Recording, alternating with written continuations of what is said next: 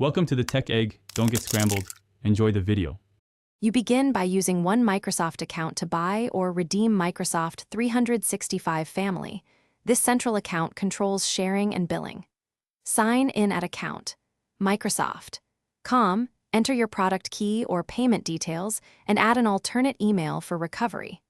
Once done, make sure to set the correct billing card and review the renewal frequency so you avoid interruptions. This step prevents conflicts when you share with family members and ensures you can manage seats, storage, and admin controls from one place.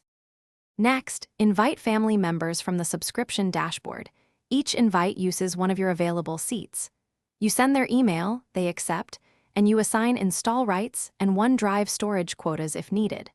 Make sure to explain to recipients to use their own Microsoft account to accept, otherwise you'll end up sharing sign-in credentials. Once accepted, verify each install by checking device count and storage usage. This keeps installs legal and avoids hitting device or storage limits unexpectedly. Finally, install Office apps on each person's devices by signing into Office.com with their assigned Microsoft account. This ties licenses properly. Enable OneDrive folder backup immediately to protect documents and photos, and turn on two-step verification to secure accounts. Make sure each device shows as activated in the account portal.